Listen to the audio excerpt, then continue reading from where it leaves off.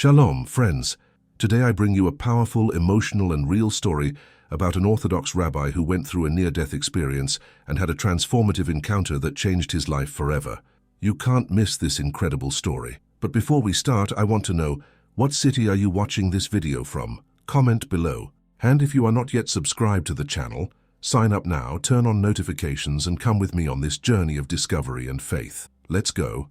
My name is Yitzhak Elazar Ben Ami. I was born in the heart of Borough Park, Brooklyn, a neighborhood that pulses with the traditions of the Orthodox Jewish community. My childhood was marked by the sound of chants in the synagogue, the aroma of challah freshly baked on Fridays, and the echo of Torah teachings that filled our home. My father, Moshe Ben Ami, was a Torah scholar and dedicated his life to teaching the principles of halacha. My mom, Esther, was a pious woman, always with a prayer book in her hands, always reminding me of the importance of keeping our sacred precepts. My life was defined from the beginning. I would be a rabbi. I would be a spiritual guide. From a young age, I realized there was something different about me. While other children ran through the narrow alleys of Borough Park, playing and laughing, I preferred to sit in the small study room next to my father, listening to him recite verses in Hebrew with an almost musical cadence. I absorbed everything with an insatiable thirst. Yitzhak, you are a chosen one. Your mind is sharp, like a well-forged blade. We will use this gift to glorify Hashem. These words of my father echoed within me like a prophecy. I wanted to be worthy of this calling. By the age of 5, he was already reciting entire portions of the Torah. At 13, my bar mitzvah, it was a grand event. The rabbi of our synagogue called me enlightened among young people. I was proud, but deep down, a little uneasiness was beginning to grow. Make no mistake, I experienced study the scriptures. My heart burned as I read the words of the prophets, as I explored the secrets of the Mishnah and the Talmud. But sometimes, when we were in advanced yeshiva classes, certain passages bothered me, especially Isaiah 53. I remember one night, at 16, sitting in the dim light of my bedroom lamp. The other boys at the boarding school were sleeping, but I couldn't close my eyes. I took mine Chumash and I started reading. He was despised and rejected by men, a man of sorrows and acquainted with suffering. As one from whom men hide their faces, he was despised, and we esteemed him not. My eyes continued to scan the text. But he was wounded for our transgressions, crushed for our iniquities. The chastisement of our peace was upon him, and by his stripes we are healed. My heart accelerated. Who was he? I was taught that this passage spoke of Israel, the suffering servant, that the Jewish people bore the sins of the world with their suffering. But the words didn't seem to be talking about a nation. They seemed to be talking about a person. I closed the book tightly. I couldn't think about that. These were questions that should not be asked. I pushed these doubts to the back of my mind and continued on my way. At 25 years old, I went ordained rabbi. It was a day of triumph. My father cried with pride. My mother hugged me and said that I was the joy of her heart. My master, O Rabbeinu Shlomo Weissman, gave me his blessing. May Hashem guide your steps and make you a guardian of the Torah. My community welcomed me as a leader. I taught advised couples, led ceremonies. During the Yom Kippur, my prayers were the most awaited. I felt accomplished, and yet the doubt remained. Isaiah 53 never left me alone. Often, after classes, he would be alone in the Beit Midrash, leafing through the ancient scrolls, rereading passages like a man trying to decipher a forbidden riddle. I never talked about it with anyone, not even with my wife, Miriam. But deep down, I knew I was looking for something that couldn't be said out loud. And one day, this forbidden search would find me, in a way I never expected. Rain was falling heavily over Brooklyn that night. The wind blew through the narrow streets of Borough Park, making the lampposts sway slightly. The smell of wet earth mingled with the scent of the last remains of challah from Shabbat night. My wife, Miriam, was sitting on the sofa, a prayer book in her hands. She read devotedly, her lips moving silently, while the lamp illuminated her delicate face. I loved her. Our life together was peaceful, stable, grounded in Torah. But that night, I felt restless. I was preparing a sermon on the hope of the coming of the Messiah. The idea fascinated me, but it also tormented me. I knew what to teach, what we had always learned in yeshiva, but deep down, a part of me couldn't shake the uncomfortable questions. What if we are waiting for something that has already happened? I shook my head, trying to shake the thought away. This wasn't the time for that. That's when I realized that the toaster, it had stopped working earlier. "Miriam, the toaster is broken. I'll try to fix it before I go to sleep." She looked up from her book and frowned. "Why now, Yitzhak? Leave it for tomorrow. You are tired. It will be quick. It's probably just a loose thread." She sighed and went back to reading. I went to the kitchen. The room was silent, except for the sound of rain hitting the window. I grabbed a screwdriver and pulled the toaster closer. It wasn't the first time I fixed something at home. I've always liked taking things apart, understanding how they worked. It was almost therapeutic, but this time I made a mistake. With my hands damp from the steam from the sink, I touched the bare wire inside the toaster. One white flash exploded before my eyes. I felt a shockwave pass through my body like a red-hot blade. The time stopped. My vision became blurred. My mouth opened in a silent scream. And then I was thrown backwards. I hit the kitchen wall hard, knocking dishes onto the floor. My chest hurt. My heart raced at an uncontrolled pace. I tried to move, but something inside me was shutting down. The last thing I heard was Miriam's voice. "Yitzhak, Yitzhak, oh meu Deus." After that, the absolute silence. Miriam ran into the kitchen. His expression was pure dread. My body was motionless on the floor, my eyes open but dull. "No, no, Yitzhak. Cord." She fell to her knees beside me, shaking my shoulders. My body was rigid, unresponsive. Despair took over her. Trembling, he picked up the phone and dialed emergency. "My husband. He got shocked. He's not breathing." The attendant tried to calm her down. "Mrs. Ben-Ami, stay calm. Help us help you. Does he have a pulse?" Miriam pressed her fingers against my neck, but she felt nothing. "Oh God, is he dead? Paramedics are on the way." The line went down. She started doing compressions on my chest, counting out loud, tears flowing. 1, 2, 3. "Yitzhak, come back to me." Nothing. The time seemed frozen. Minutes dragged by before the door was broken down by paramedics. 3 men rushed in with medical equipment. One of them, a tall, dark-haired young man, knelt beside me and checked my pulse. Nothing. He looked at Miriam with a dark expression. "How long has he been like this?" I don't know, maybe 3 minutes. The paramedic took out a defibrillator and prepared the electrodes. "Let's try to revive him. Move away." Miriam pulled away, her hands shaking. The shock made my body jump off the ground. Still no response. The paramedic gritted his teeth. Again, another shock. The seconds passed like hours. 4 minutes, 5 minutes. Let's continue. 8 minutes. He's not responding. 12 minutes. I think it was already 14 minutes. Once again, the paramedic hesitated. "Did you know that after 14 minutes without oxygen to the brain, the chances of irreversible damage were enormous?" But something inside him kept him going. He pressed the electrodes against my chest. "Let's try one last time." The shock was triggered. At the same moment, I opened my eyes. The first thing I noticed was the silence. Not the common silence of an empty room, or at dawn when everyone is asleep. It was absolute silence, overwhelming, as if the sound had never existed.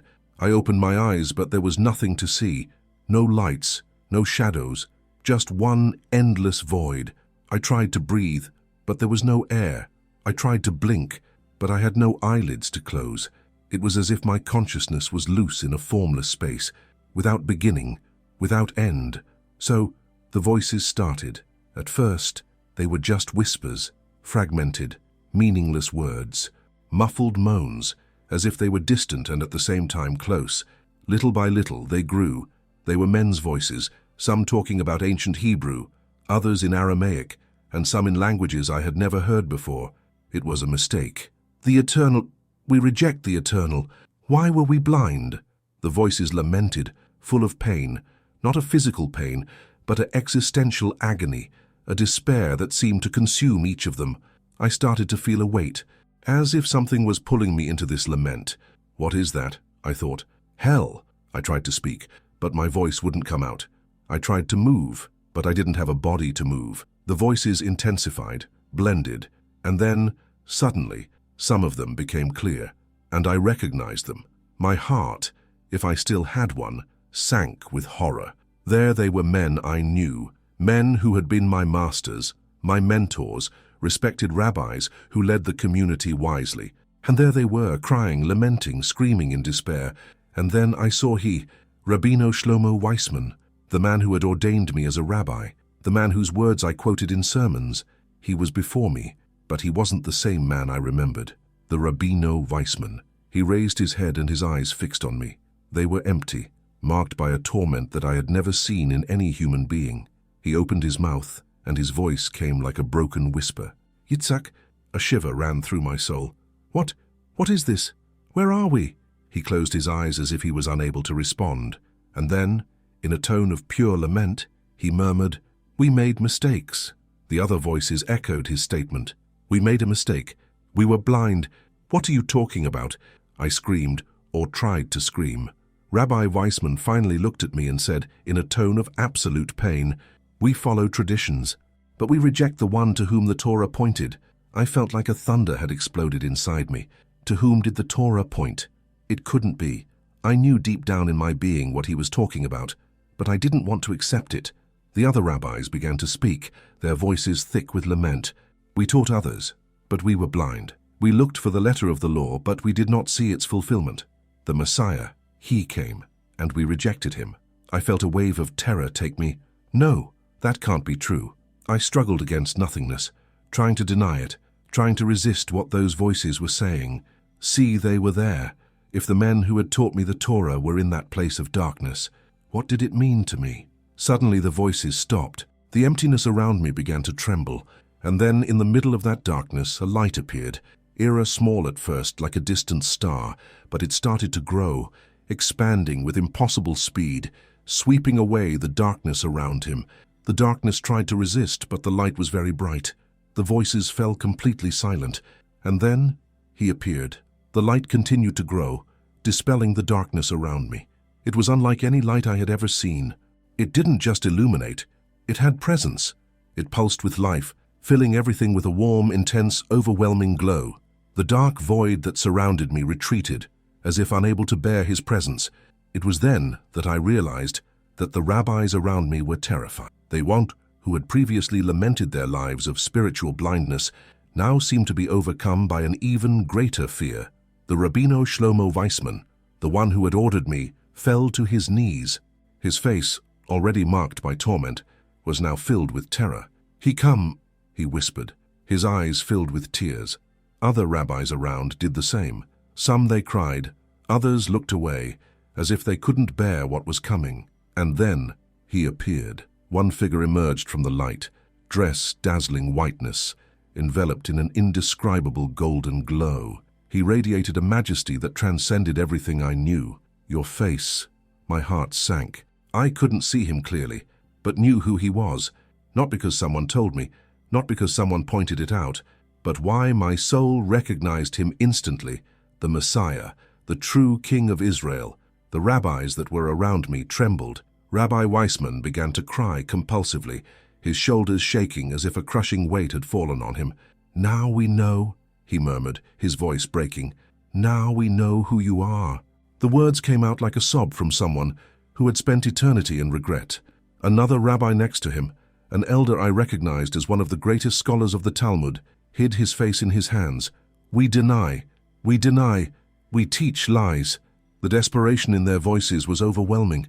I was paralyzed.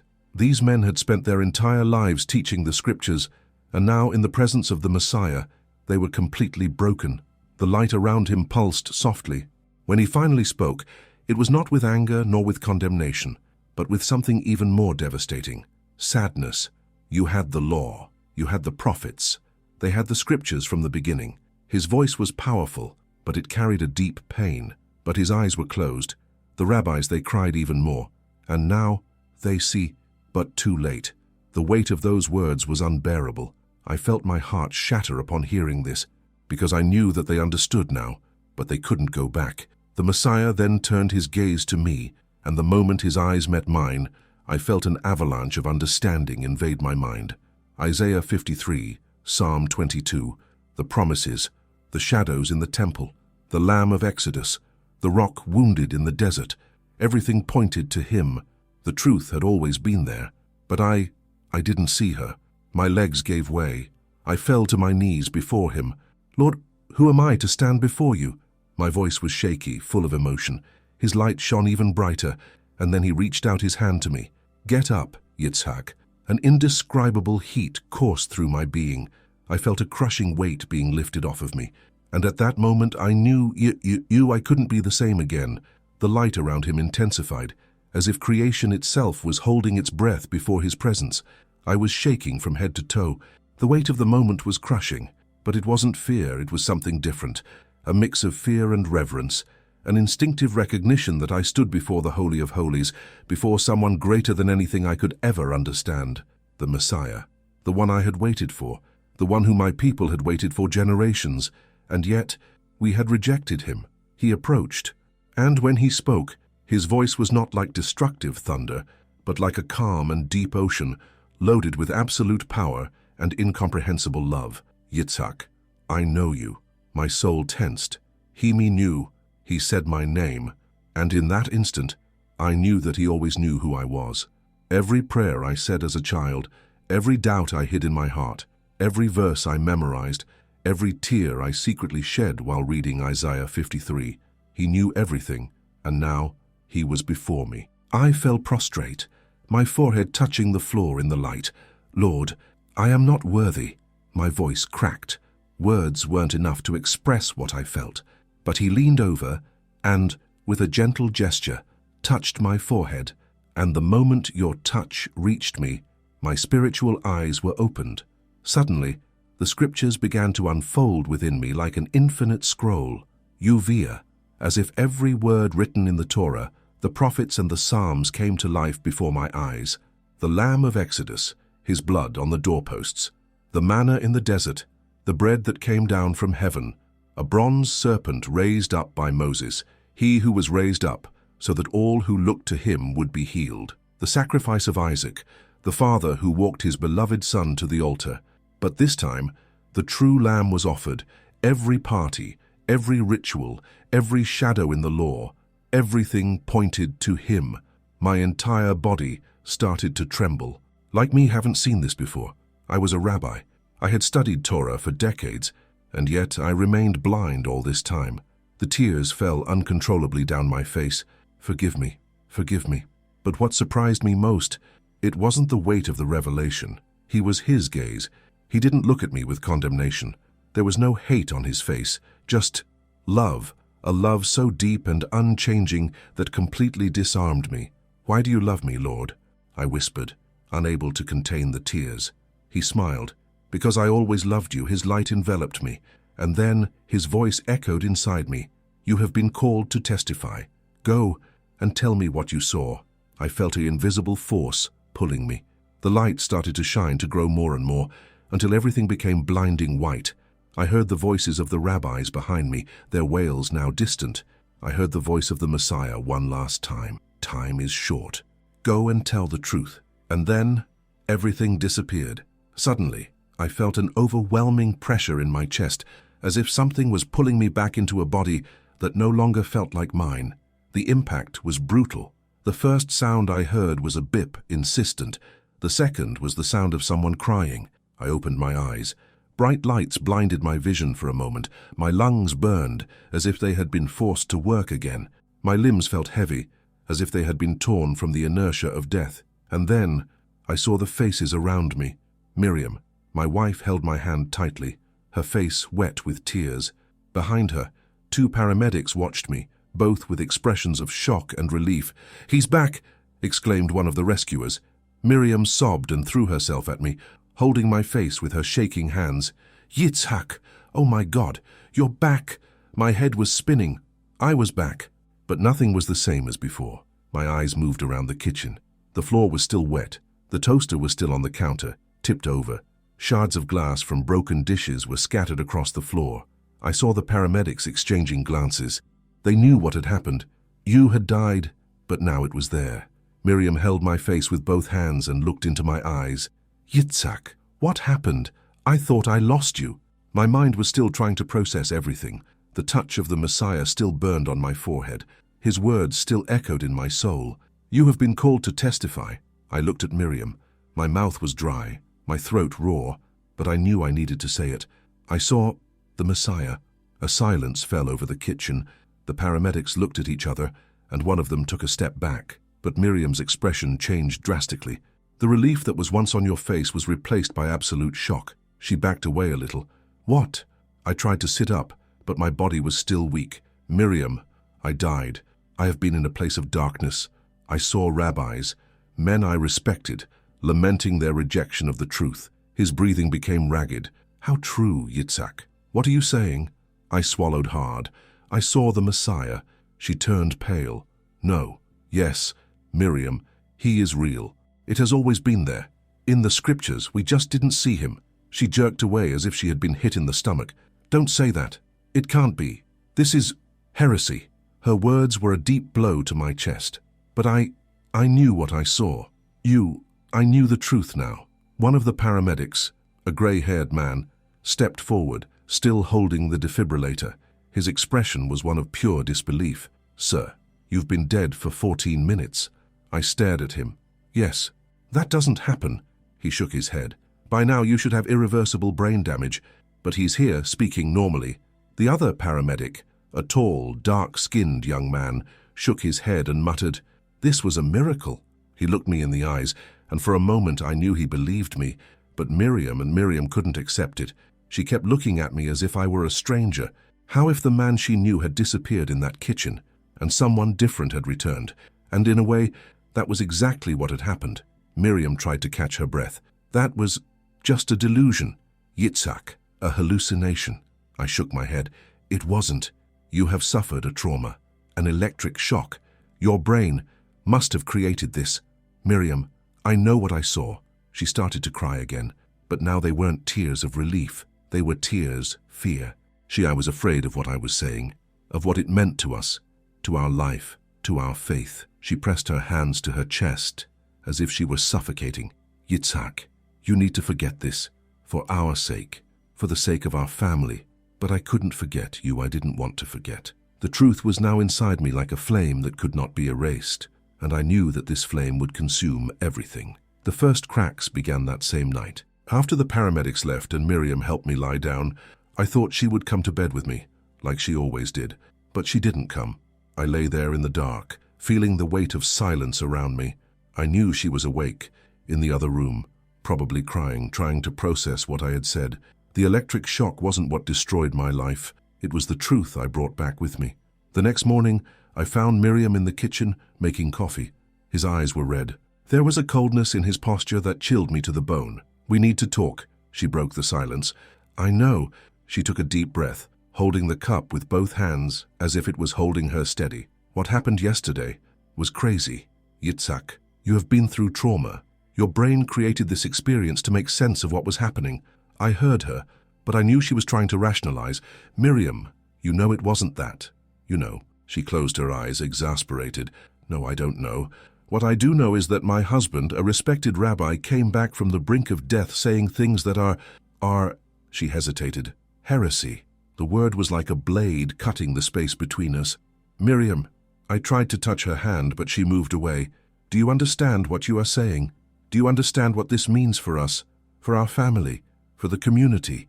There was a long, tension-filled pause.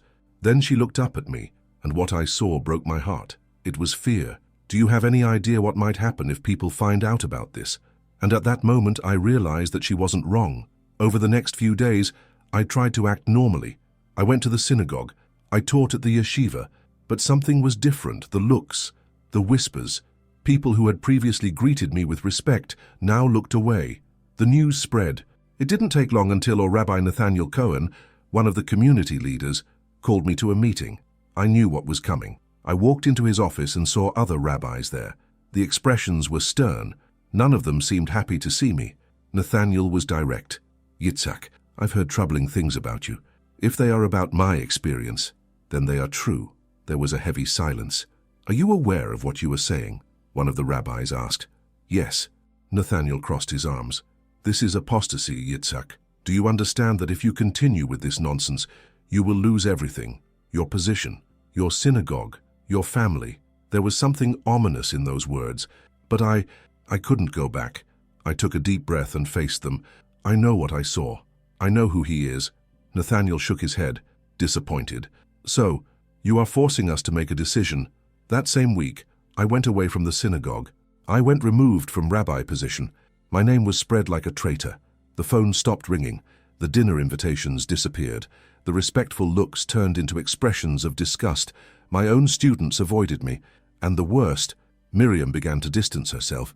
Each night she slept in another room. Every day she talked to me less, until one night I found a suitcase on the doorstep. She was there, standing, holding an envelope. His eyes were red, but there was no anger in them, just sadness. She handed me the envelope with shaking hands. "What is that?" My voice was hoarse. She looked away. The divorce papers. It was as if the ground had been ripped out from under my feet. "Miriam, I can't do this, Yitzhak. I tried, but you changed. You are no longer the man I married. Miriam, I'm still the same." She let out a bitter laugh. "No, you died in that kitchen. And whoever came back and I no longer recognize." My hands shook as I picked up the envelope. "Do you really think I'm wrong?"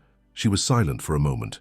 Then he murmured, "I just know that I can't live with this doubt." She took her suitcase and left. I stood there, still. The envelope burned in my hands, and it was at that moment that I realized that I had lost everything. Over the next few days, my house became a tomb. Absolute silence. The weight of abandonment crushed me. But even so, I knew that couldn't deny the truth. It didn't matter how much it cost, because, in the end, what I gained was greater than everything I lost. The house was silent, not the ordinary silence of a peaceful night, but the crushing silence of absence. Miriam was gone. My clothes were still in the closet, but her space was now empty. The familiar smells, the soft perfume she wore, the scent of the Shabbat candles burning, were slowly fading. I sat at the kitchen table, where we used to have coffee every morning. My hands rested on the divorce envelope, but my mind was elsewhere. I lost everything.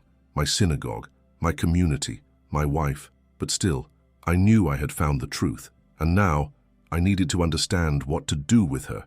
Over the next few days, I walked aimlessly through Brooklyn, trying to process everything. The streets that were once so familiar now seemed strange, hostile. I knew my reputation was destroyed. Some acquaintances avoided me, crossing the street when they saw me. Others looked at me with contempt as if I were a traitor. I went to a library and started researching, trying to find if there was anyone else like me. That's how I discovered the Messianic Jews. I read about groups spread across the United States and, hesitantly, reached out to a small community in Manhattan. When I arrived at the place where they were meeting, I felt a chill down my spine. What if I was making a mistake? But I needed to know. When I entered, I was greeted by a man with a short beard and kippah. He looked at me curiously, and then smiled. "Shalom. My name is Avi. Are you new here?" I hesitated for a moment. So, I took a deep breath and spoke. "My name is Yitzhak Ben Ami. I was an Orthodox rabbi and I saw the Messiah." Avi's smile disappeared for a moment. His eyes widened. He seemed to study my face, as if trying to discern whether I was serious. Then, gently, he pulled out a chair for me. "Sit down, Yitzhak. I think we have a lot to talk about." That night, I sat with Avi and a few other group members. They listened to me without interrupting as I told all.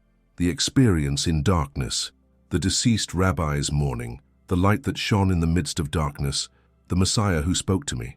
When I finished, Avi took a deep breath and looked at me seriously. "You are not the first."